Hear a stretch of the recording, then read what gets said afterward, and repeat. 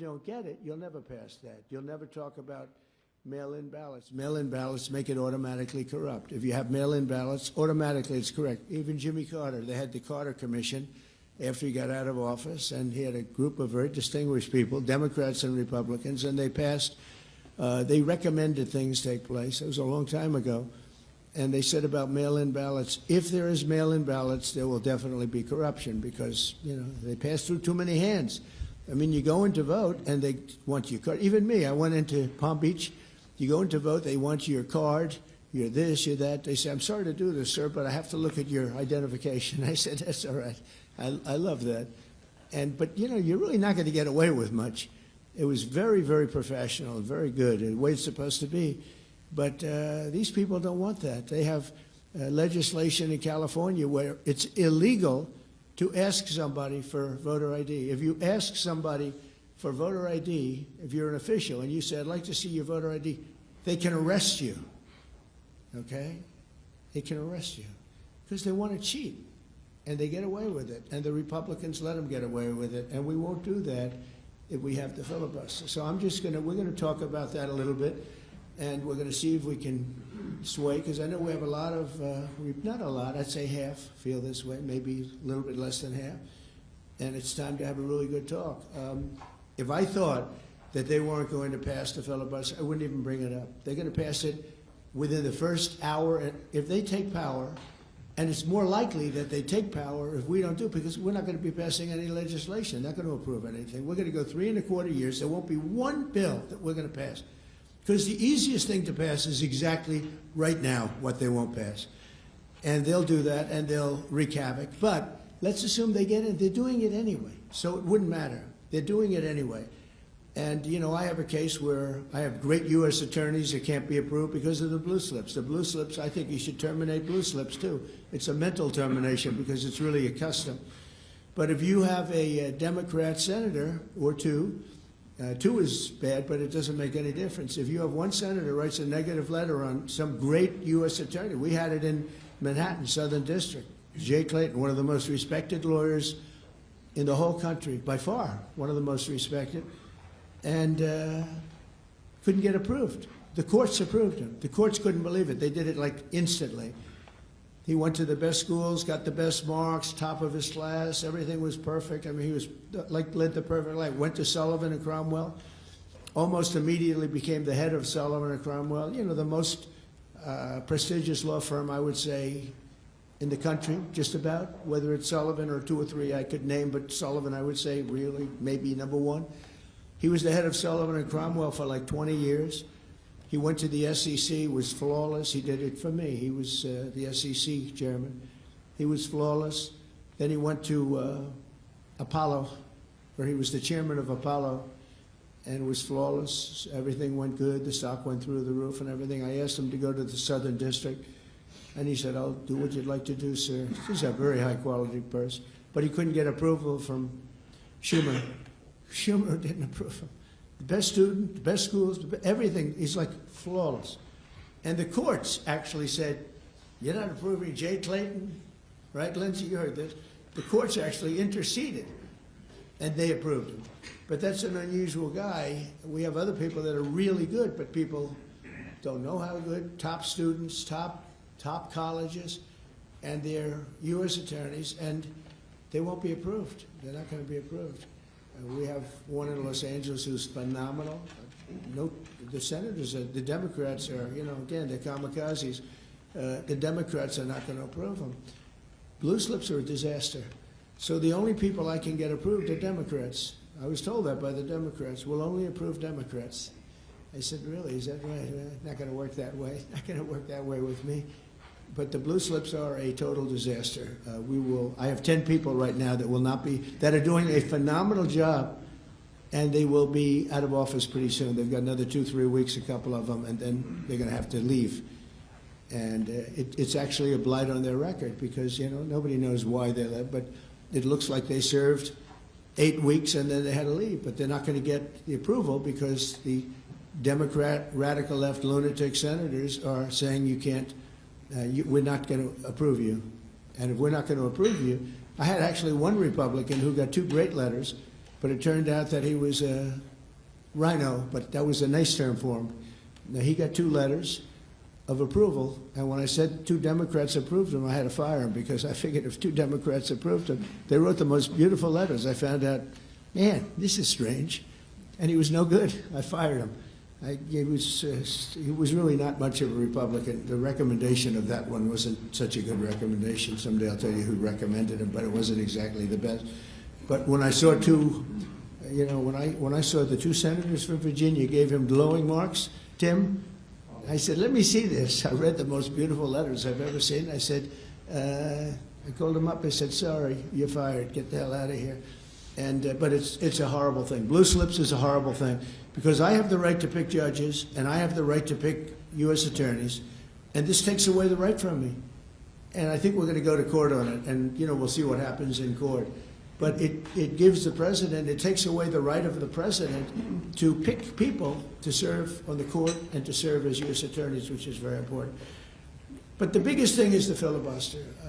We have to get the country going. We will pass legislation at levels you've never seen before, and it'll be impossible to beat us. By the way, if they do, they're going to do it anyway, and they are going to immediately do the filibuster. And when they do the filibuster, they're going to pack the court. They want at least five justices. Now I hear it's up to 5. I actually heard up to 7 and up to 9, okay? They want new judges. They want to pack the court, and they will do it in the first day, maybe the week. Maybe they'll slow it down because there's no reason to rush. But they'll do it first week. They'll vote on this. And I have friends over there that are Democrats. I'm close to a lot of people. And I asked them about that because some people say, well, maybe they won't do that. I mean, they destroyed the career of Manchin and Sinema, and they got them out. They were the only objectors. Nobody else is going to object. They're going to do it the first day. They're going to pack the court. They're going to make D.C. a state, and they're going to make Puerto Rico a state. So now they pick up 2 states. They pick up 4 senators, okay? You think you have problems? They're going to do all of the things. They're going to pick up electoral votes. It's going to be a very, very bad situation. And it's done. It's done. As soon as they attain power. Now, if we do what I'm saying, they'll most likely never attain power because we will have passed every single thing that you can imagine that it's good and all good for the country. And there'll be no reason to. If we don't do that, people will say they're not doing much and they're in power. So the good news is we did the great, big, beautiful bill, and it's the greatest thing we could have done. And the smartest thing with John and our Speaker of the House, who's so good, Mike Johnson, we did all in one bill. If we didn't, John, it would be a problem because, we would have gotten a small piece passed. A lot of people wanted to do that. A lot of people in the room wanted to do that. They went along with me and John and everybody, and we got this thing passed. Honestly, it's 4 years' worth of goodies. No tax on tips, no tax on Social Security, no tax on, think of it, no tax on overtime. It's an unbelievable tax cut for the workers and for... All right, viewers, there, of course, you've just heard Donald Trump. He's speaking live from Washington, D.C. at the moment, reacting to the major Democratic sweep we've seen earlier in the day today. The New York City mayoral race, New Jersey gubernatorial election, Virginia gubernatorial election, and the California Prop 50 as well. They've all been swept by the Democrats over here. You can hear Trump calling for voter IDs to be mandatory. He's stated that mail-in ballots also have made the entire voting process corrupt. And he's pointed to legislation in California. He's claimed that it is illegal to ask someone for a voter ID card that could lead to arrest. In fact, all of this is taking place in the heels of a U.S. federal judge ruling that Trump's attempt to require documentary proof of citizenship for federal voter registration cannot be enforced due to separation of powers under the U.S. Constitution, which delegates this responsibility to the U.S. Congress and not the president. So there, of course, high-octane developments coming in from United States of America live. We will continue to track all of these very, very closely. But in the meantime, we're shifting focus to the Middle East. We're now learning that Israel's defense minister, Israel Katz, has stated that the IDF is targeting Hamas and tunnels in Israeli-controlled areas of Gaza without any limitation. Katz has stated that the IDF's operations aim to eliminate Hamas while working to return all fallen hostages, disarm the group, and demilitarize Gaza. Israeli estimates indicate that around 200 Hamas members remain in tunnels beneath the IDF-controlled parts of southern Gaza, mainly in Rafah, unable to retreat to the Hamas-held territory. Now, according to reports, the United States is urging Israel to allow safe passage for these operatives as part of a potential ceasefire framework. Meanwhile, Israeli Prime Minister Benjamin Netanyahu has rejected this, while IDF Chief of Staff Lieutenant General Eyal Zamir has reportedly suggested that any safe passage could be conditioned on the return of Lieutenant Hedar Golden's body. He was killed in Gaza in 2014. With us on the broadcast is Gedalia Bloom, Middle East Affairs expert, joining us from Eli in Israel. Thank you so much for taking our time and speaking to us today. Interesting developments coming in. The IDF, of course, conducting targeted operations in order to weed out Hamas terrorists who are still in the tunnels at the moment. What do you make of the United States' position to offer passage to these operatives back to territories that Hamas controls as a means of furthering the ceasefire agreement? Well, the Trump administration made it very clear is that they are taking an American-first approach to this conflict, and that also means more of a regional approach. So obviously, there's a tremendous amount of pressure that's probably coming from Qatar, Saudi Arabia, Turkey, UAE, and I think and even Egypt, and they're looking towards trying to. I believe that the Muslim world wants to see a Hamas or a Hamas-like administration over the Gaza Strip, and I think that for Israeli interests, it's very clear that we understand that fighting Islamic Jihad is like running on a treadmill. Sometimes you feel like you're not going anywhere, but if you stop running, you fall back and you hit your head. So the continuous pressure on Hamas is in Israel's interest. And as much as we respect the United States, we are absolutely saying, no, we're not going to allow 200 terrorists with blood on their hands who will kill men, women, and children the first chance they get. We will not allow them to re-enter into the population into Gaza. All right, requesting you to stay on with me. We're tracking some other very crucial developments. We're now learning that former military advocate General Yifat Tomer-Yerushalmi will remain in detention until at least Friday, after the Tel Aviv Magistrates Court ruled that suspicions against her alleged obstruction of justice had strengthened. Tomer-Yerushalmi had in fact appeared on Zoom for her remand hearing after being arrested this week on suspicion of trying to obstruct an investigation into the leak of a video showing IDF soldiers allegedly abusing a Palestinian detainee. Meanwhile, police have also arrested former Chief Military Prosecutor Colonel Matan Solomosh on suspicion that he helped Tomer-Yerushalmi obstruct the probe, and authorities are seeking to keep him in custody until tomorrow. Still with us on the broadcast is Mr. Gedalia Bloom. This case is rather delicate because certain revelations had come to light that it was General Yifat Tomer-Yerushalmi who had leaked the video in the first place. The video has resulted in outcry in domestic circles within Israel as well. And a lot of critics are now questioning why go after the whistleblower and not those who have allegedly been recorded having been committing these offenses. How would you respond? Well, first and foremost, there was an investigation, and the video that was released was doctored. And I'm not one to hang out our dirty laundry for the international community to see, but in this case, I think it's required. We are facing a deep state here in Israel. We see that the that the climate, the political climate around us, the Overton window is moving much further to the right. We are looking for a strong government, and there's still the bureaucracy, the deep state, the left wing that is not being represented in politics, yet they still hold on to the institutions. So they're using and leveraging the institutions in order to undermine the Netanyahu administration. I think that this whole case is not just about one video. It's not about a whistleblower.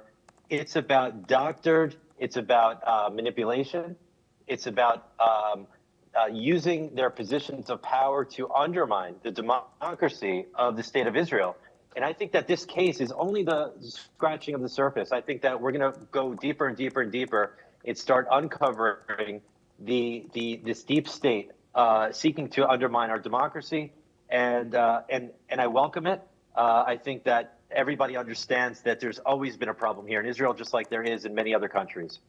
All right, so with that, I'd like to thank you for taking out time, of course, explaining to our viewers what's happening at the moment. Meanwhile, viewers are shifting focus away from the war in the Middle East towards what's happening in Europe. We're now learning that Ukraine's military has denied Russia's claims that the city of Pokrovsk is encircled.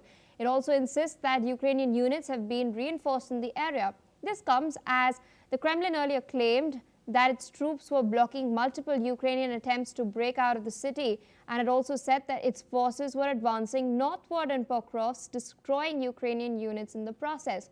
Additionally, Russia has also claimed success in the eastern city of Kupiansk, where it says that Ukrainian troops have been surrounded. However, Ukraine now has stated that it remains determined to defend both cities, particularly Pokrovsk, which is a key transport hub and gateway to larger cities in the Donetsk region. With us on the broadcast is Dr. Satoru Nagao, fellow at the Hudson Institute, joining us from Tokyo. Thank you so much for taking our time and speaking to us on NewsX World.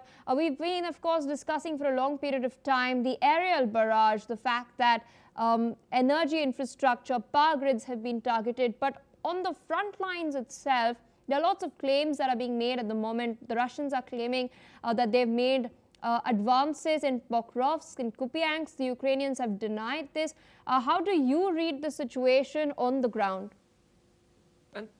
Russia tried to take this area, especially the surrounding the Ukraine troops in this area from the north and south. North, east, and southwest, anyway. So that's why there is a possibility that Russia's claim to take this is as a possibility it is true. But at the same time, this is not meaning that strategically Ukraine is losing this front line. Because this place is, yes, strategically important when talk about the regional defense line. But if we talk about the strategy of the country level, indeed, this is very small places, and if one side take this, this is not so strategically important in the country level. So that's why, indeed, in the total front line in the ground, indeed, this is one kind of the stalemate is happening. Even if the small victory or small losing, it could happen, but at the same time, in the long front line is moving a little bit, that's all moving, we can see it. That is the current situation. Indeed, and we've also, in fact, been seeing that for quite a while now, Ukraine has been targeting Russian energy infrastructure. There were strikes that have taken place recently in Tuapse as well. This comes over and above the two major crude oil producers, Lukoil and Rosneft, being sanctioned by the United States as well. How far do you think then, if this continues, the Russian economy could take a dent? And these are the strategic operations, the country level. Because front line is still made, which factor decides victory or loser. In this case, indeed, because of the attrition war, which side will face a tough situation to contain the war is a matter of concern. So in this case, for Russia, destroying the energy facility and they cannot export oil or other material to other country.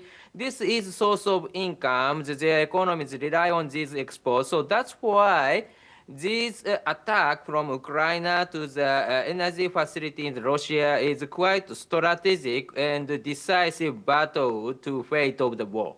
And so front line in the ground is nearly stalemate, moving very small, but not so. That's why this attrition is very important. In case of Russia, Russia tried to attack the energy facility in the Ukraine because of the winter. The people need the heater. That's why they are attacking. But strategically, these are not so big impact. People suffer the cold situation and. But at the same time, they have the power generator personally. Each family prepared this personal generator, and they are tough now because this is not the first year. This is the second and third year. They have already prepared. So in case of the Ukraine's attack to Russia's energy facilities, a more strategic and new move because this is related to export. In case of the Russia's attack to the energy facility in the Ukraine, it's something similar. The last year it has happened. 2 years ago it has happened. Every year this is a common attack. So not new move. So that's why from this, when we talk about new situation, which factor will change the situation? In this case, I believe the Ukraine's attack to the Russia's energy facility is a new move, and we will see the result of this attack soon. Indeed, sir, requesting you to stay on with us. We're tracking more developments. We're now learning that Russia is on heightened alert as NATO edges closer to its borders with the recent accession of Finland and Sweden.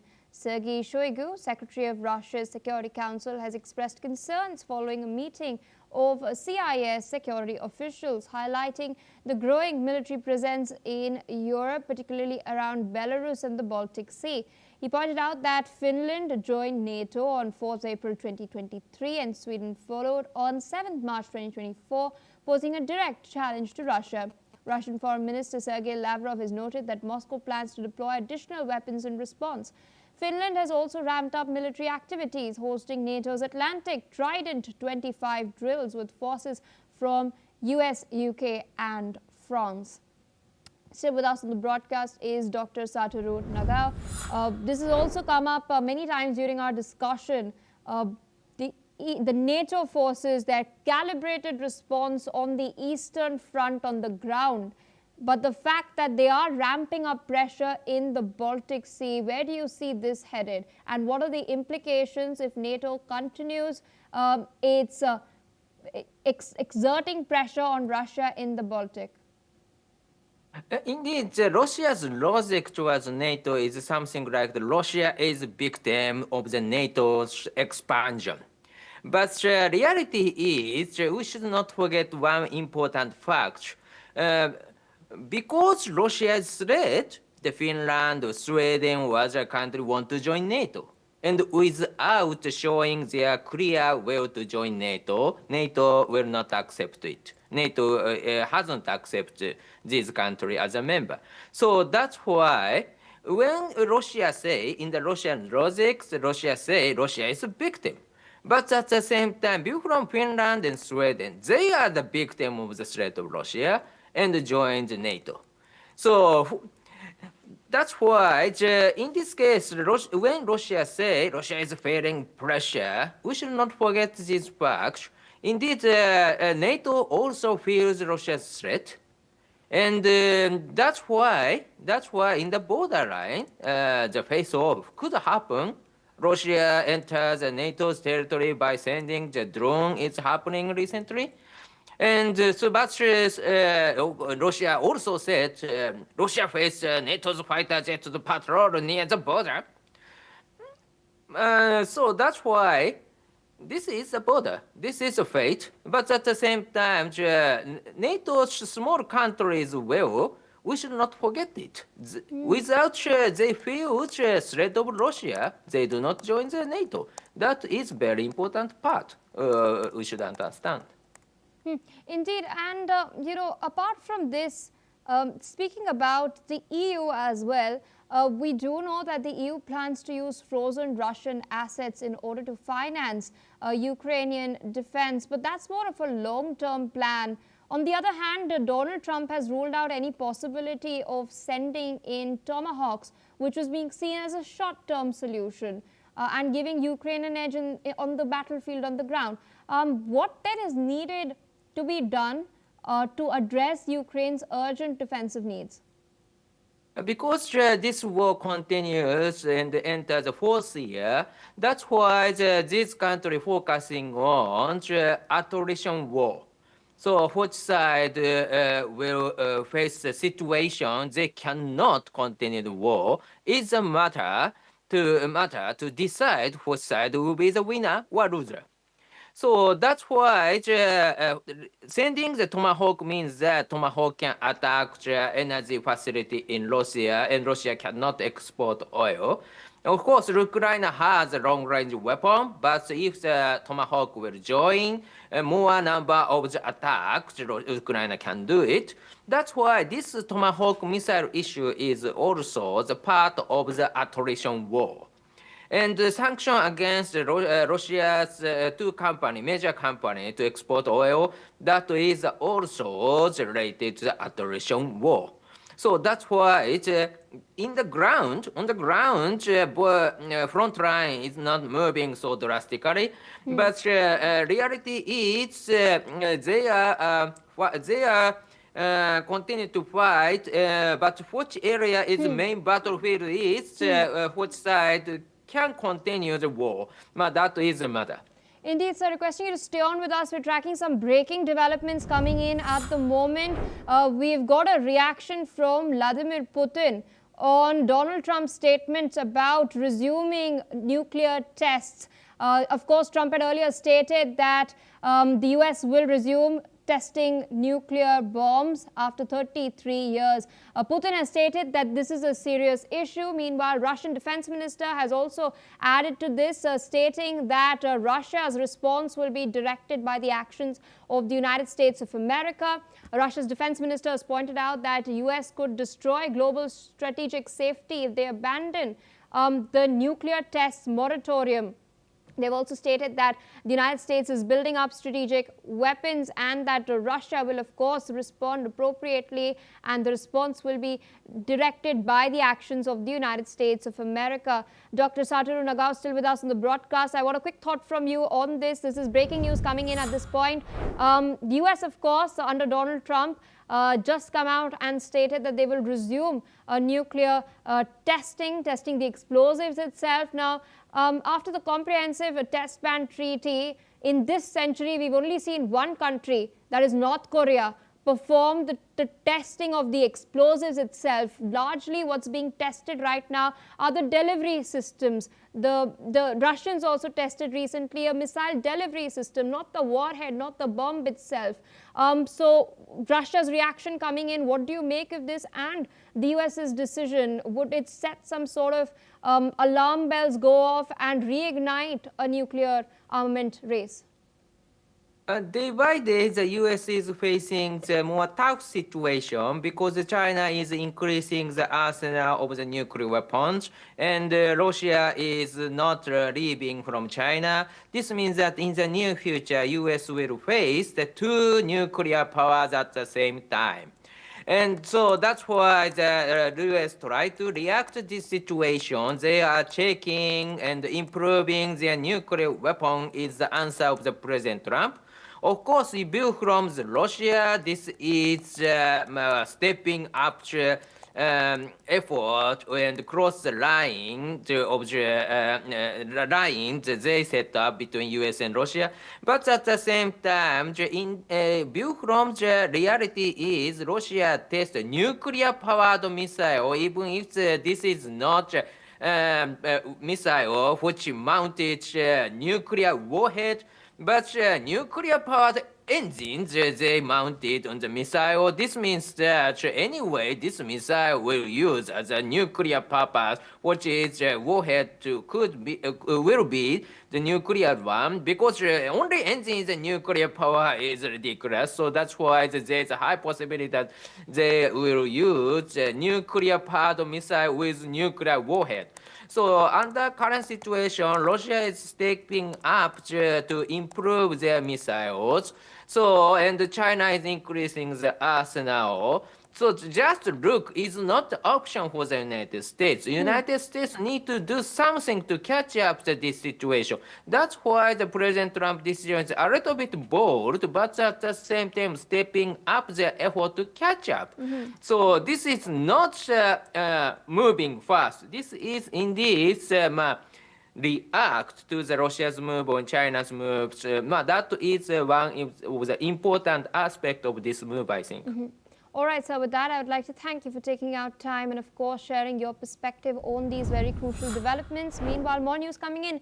The Sudanese army has rejected a U.S. proposal for a ceasefire with the paramilitary rapid support forces, vowing instead to mobilize public support for continued fighting. Now, according to reports, the Sovereignty Council, Sudan's interim governing body, has stated that it has decided to mobilize the Sudanese people to support the armed forces in eliminating the rebel militia within the framework of general mobilization and the state's efforts to end this rebellion.